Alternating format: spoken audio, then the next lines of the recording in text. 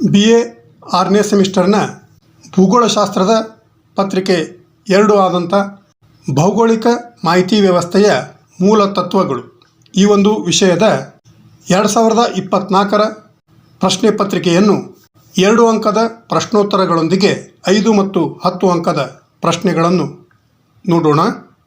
ಮೊದಲು ವಿಭಾಗ ಅದಲ್ಲಿ ಕೆಳಗಿನವುಗಳಲ್ಲಿ ಬೇಕಾದ 5 ಪ್ರಶ್ನೆಗಳಿಗೆ 50 ಶಬ್ದಗಳು ಮೀರದಂತೆ ಉತ್ತರಿಸಿರಿ ಅಂತ ಇದೆ. ಇಲ್ಲಿ 6 ಪ್ರಶ್ನೆಗಳನ್ನು ಕೊಡಲಾಗಿರುತ್ತದೆ. ಅವುಗಳಲ್ಲಿ 5 ಪ್ರಶ್ನೆಗಳಿಗೆ ಮಾತ್ರ ಉತ್ತರಿಸಬೇಕು. ಪ್ರತಿಯೊಂದು ಪ್ರಶ್ನೆಗೆ 2 ಅಂಕಗಳಂತೆ 5 ಪ್ರಶ್ನೆಗಳಿಗೆ 10 ಅಂಕಗಳು ಆಗಿವೆ. ಮೊದಲ ಪ್ರಶ್ನೆ 1, GISನ ವ್ಯಾಖ್ಯೆ ಕೊಡಿರಿ ಅಂತ ಇದೆ. ಇಲ್ಲಿ GIS ಅಂದರೆ ಜಿಯೋಗ್ರಫಿಕಲ್ ಇನ್ಫಾರ್ಮೇಷನ್ ಸಿಸ್ಟಮ್, ಅಂದರೆ ಭೌಗೋಳಿಕ ಮಾಹಿತಿ ವ್ಯವಸ್ಥೆ. ಈ ಒಂದು ಭೌಗೋಳಿಕ ಮಾಹಿತಿ ವ್ಯವಸ್ಥೆಯು ಭೌಗೋಳಿಕ ಅಥವಾ ಸ್ಥಾನಿಕ ದತ್ತಾಂಶವನ್ನು ನಮೂದಿಸುವ, ಸಂಗ್ರಹಿಸುವ, ಕಾರ್ಯನಿರ್ವಹಿಸುವ, ವಿಶ್ಲೇಷಿಸುವ ಮತ್ತು ಪ್ರದರ್ಶಿಸುವಂಥ ಒಂದು ವ್ಯವಸ್ಥೆ ಈ ಒಂದು ಭೌಗೋಳಿಕ ಮಾಹಿತಿ ವ್ಯವಸ್ಥೆ ಅಂದರೆ GIS ಆಗಿದೆ. ಇನ್ನು ಪ್ರಶ್ನೆ 2, ಅಕ್ಷಾಂಶ ಅಂತ ಇದೆ. ಈ ಒಂದು ಪೃಥ್ವಿಯ ಮೇಲಿನ ಬೇರೆ ಬೇರೆ ಸ್ಥಳಗಳ ಸ್ಥಾನ, ಅಂತರ ಮತ್ತು ದಿಕ್ಕುಗಳನ್ನು ತಿಳಿದುಕೊಳ್ಳಲು ಕಾಲ್ಪನಿಕ ರೇಖೆಗಳಾದಂಥ ಅಕ್ಷಾಂಶ ಮತ್ತು ರೇಖಾಂಶಗಳನ್ನು ಉಪಯೋಗ ಮಾಡಿಕೊಳ್ಳಲಾಗುತ್ತದೆ. ಈ ಒಂದು ಪೃಥ್ವಿಯ ಮೇಲೆ ಪೂರ್ವ ಪಶ್ಚಿಮವಾಗಿ ಎಳೆದಂಥ ಕಾಲ್ಪನಿಕ ರೇಖೆಗಳೇ ಅಕ್ಷವೃತ್ತಗಳು ಆಗಿವೆ. ಪೃಥ್ವಿಯ ಅಕ್ಷದ 2 ತುದಿಗಳೇ ಧ್ರುವಗಳು, ಅಂದರೆ ಧ್ರುವ ಬಿಂದುಗಳಾಗಿದ್ದು 2 ಧ್ರುವಗಳ ಮಧ್ಯದಲ್ಲಿ ಗೋಳದ ಸುತ್ತಲೂ ಹಾದು ಹೋಗುವಂಥ ಮಹಾವೃತ್ತಕ್ಕೆ ಸಮಭಾಜಕ ವೃತ್ತ ಅಥವಾ ಭೂಮಧ್ಯ ರೇಖೆ ಎಂದು ಕರೆಯುವರು.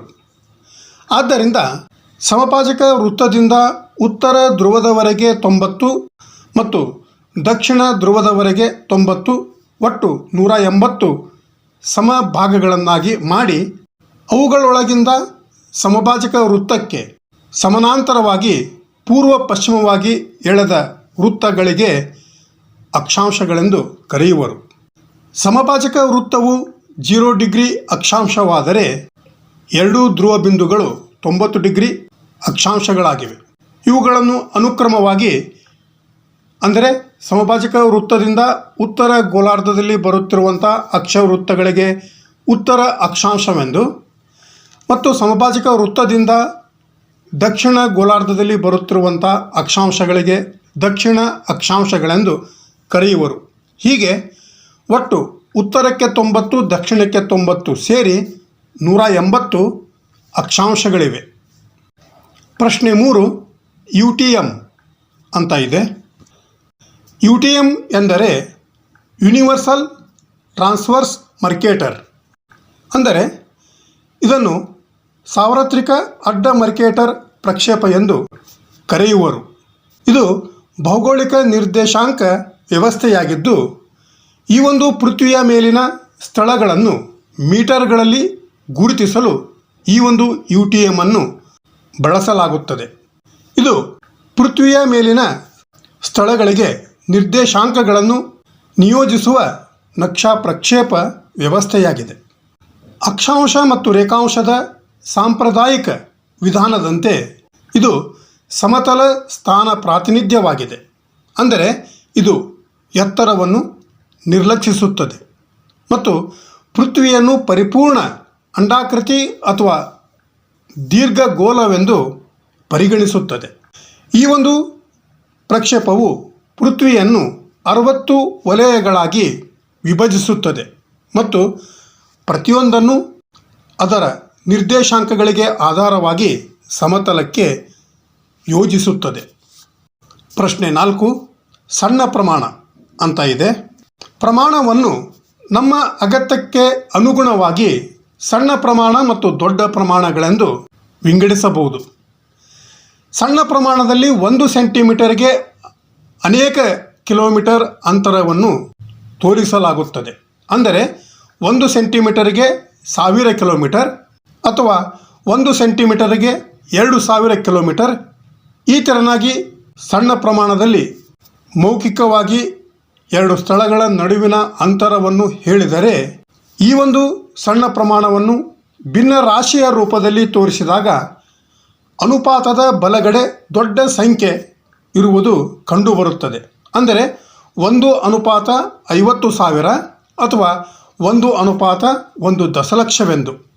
ಈ ಒಂದು ಸಣ್ಣ ಪ್ರಮಾಣದ ಮೇಲೆ ಪ್ರಪಂಚ, ಖಂಡ, ದೇಶ ಅಥವಾ ರಾಜ್ಯಗಳನ್ನು ತೋರಿಸಲಾಗುತ್ತದೆ.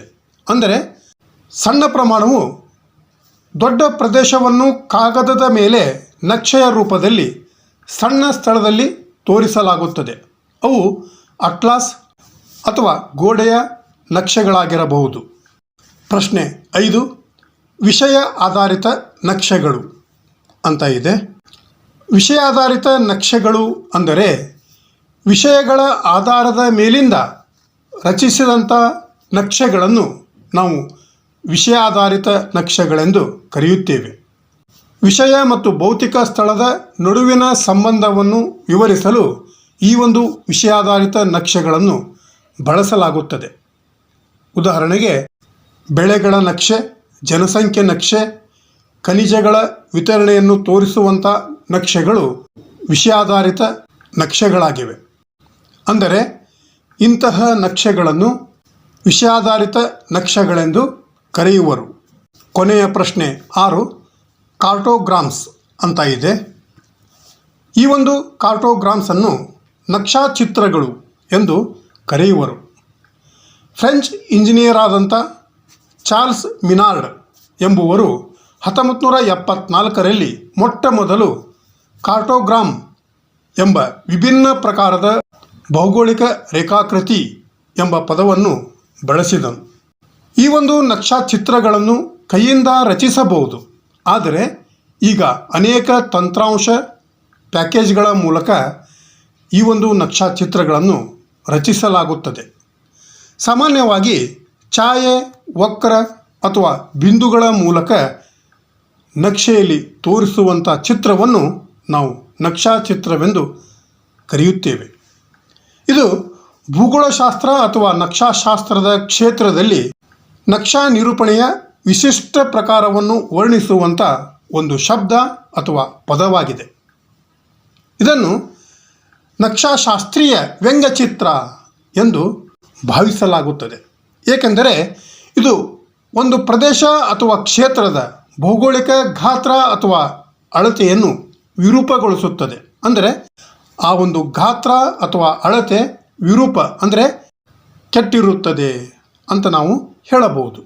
ಈ ತೆರನಾಗಿ 2 ಅಂಕದ ಪ್ರಶ್ನೆಗಳು ಇದ್ದರೆ ಇನ್ನು ವಿಭಾಗ ಬ ಕೆಳಗಿನವುಗಳಲ್ಲಿ ಬೇಕಾದ 4ಕ್ಕೆ 200 ಶಬ್ದಗಳು ಮೀರದಂತೆ ಉತ್ತರಿಸಿರಿ ಅಂತ ಇದೆ. ಇಲ್ಲಿ 5 ಪ್ರಶ್ನೆಗಳನ್ನು ಕೊಡಲಾಗಿರುತ್ತದೆ. ಅವುಗಳಲ್ಲಿ ಬೇಕಾದ 4ಕ್ಕೆ ಮಾತ್ರ ಉತ್ತರಿಸಬೇಕು. ಪ್ರತಿಯೊಂದು ಪ್ರಶ್ನೆಗೆ 5 ಅಂಕಗಳಂತೆ 4 ಪ್ರಶ್ನೆಗಳಿಗೆ 20 ಅಂಕಗಳಾಗಿವೆ. ಇದರಲ್ಲಿ ಮೊದಲ ಪ್ರಶ್ನೆ 7, ಅಂಕೀಯ ಪ್ರಪಂಚದಲ್ಲಿ GISನ ಅರ್ಥ ಮತ್ತು ವ್ಯಾಪ್ತಿಯನ್ನು ವರ್ಣಿಸಿರಿ ಅಂತ ಇದ್ದರೆ, ಪ್ರಶ್ನೆ 8, ಭೌಗೋಳಿಕ ಸ್ಥಾನ ನಿರ್ದೇಶಾಂಕಗಳು ಹಾಗೂ ನಕ್ಷಾ ಪ್ರಕ್ಷೇಪದ ನಿರ್ದೇಶಾಂಕಗಳಿಂದ ಪ್ರಾದೇಶಿಕ ಅಂತರವನ್ನು ಹೇಗೆ ಅಳೆಯಲಾಗುತ್ತದೆ ಅಂತ ಇದ್ದರೆ, ಪ್ರಶ್ನೆ 9, ಸ್ಥಾನಿಕ ದತ್ತಾಂಶ ಎಂದರೇನು, ಅದರ ರಚನೆಗಳನ್ನು ಕುರಿತು ಬರೆಯಿರಿ ಅಂತ ಇದೆ. ಇನ್ನು ಪ್ರಶ್ನೆ 10, ನಕ್ಷೆಗಳ ಪ್ರಕಾರಗಳನ್ನು ವಿವರಿಸಿರಿ ಅಂತ ಇದ್ದರೆ, 5 ಅಂಕದ ಕೊನೆಯ ಪ್ರಶ್ನೆ 11, ಮೇಲ್ಮೈ ಮಾದರಿ ತಯಾರಿಕೆಯ ವಿಧಾನವನ್ನು ವಿವರಿಸಿರಿ ಅಂತ ಇದೆ. ಈ ತೆರನಾಗಿ 5 ಅಂಕದ ಪ್ರಶ್ನೆಗಳು ಇದ್ದರೆ ಇನ್ನು ವಿಭಾಗ ಕ ಕೆಳಗಿನವುಗಳಲ್ಲಿ ಬೇಕಾದ 3ಕ್ಕೆ 500 ಶಬ್ದಗಳು ಮೀರದಂತೆ ಉತ್ತರಿಸಿರಿ ಅಂತ ಇದೆ. ಇಲ್ಲಿ 4 ಪ್ರಶ್ನೆಗಳನ್ನು ಕೊಡಲಾಗಿರುತ್ತದೆ. ಅವುಗಳಲ್ಲಿ ಬೇಕಾದ 3ಕ್ಕೆ ಮಾತ್ರ ಉತ್ತರಿಸಬೇಕು. ಪ್ರತಿಯೊಂದಕ್ಕೆ 10 ಅಂಕಗಳಂತೆ 3 ಪ್ರಶ್ನೆಗಳಿಗೆ 30 ಅಂಕಗಳು ಆಗಿವೆ. ಇದರಲ್ಲಿ ಮೊದಲ ಪ್ರಶ್ನೆ 12, ಅಂತರ್ಶಾಸ್ತ್ರೀಯ ಕ್ಷೇತ್ರಗಳು ಹಾಗೂ GIS ಜೊತೆಗಿನ ಅವುಗಳ ಏಕೀಕರಣವನ್ನು ಕುರಿತು ವಿವರವಾಗಿ ಬರೆಯಿರಿ ಅಂತ ಇದ್ದರೆ, ಪ್ರಶ್ನೆ 13, ಭೂ ವಿನ್ಯಾಸ ಶಾಸ್ತ್ರದ ಅರ್ಥ ಮತ್ತು ವ್ಯಾಪ್ತಿಯನ್ನು ವಿವರಿಸಿರಿ ಅಂತ ಇದೆ. ಪ್ರಶ್ನೆ 14, ಸ್ಥಾನಿಕ ದತ್ತಾಂಶದ ಮೂಲಗಳು ಹಾಗೂ ಪ್ರಕಾರಗಳನ್ನು ಕುರಿತು ವಿವರವಾಗಿ ಬರೆಯಿರಿ ಅಂತ ಇದ್ದರೆ, ಕೊನೆಯ ಪ್ರಶ್ನೆ 15, ಬಿಸಿ ತಾಣ ಹಾಗೂ ಸಾಂದ್ರತೆ ನಕ್ಷೆ ತಯಾರಿಕೆಯ ಕಾರ್ಯವಿಧಾನವನ್ನು ವಿವರಿಸಿರಿ ಅಂತ ಇದೆ. ಈ ಥರನಾಗಿ 2024ರ ಪ್ರಶ್ನೆ ಪತ್ರಿಕೆ ಇದಾಗಿದ್ದು, ಮುಂದಿನ ಕ್ಲಾಸಿನೊಂದಿಗೆ ಮತ್ತೆ ಭೇಟಿಯಾಗೋಣ. Thank you.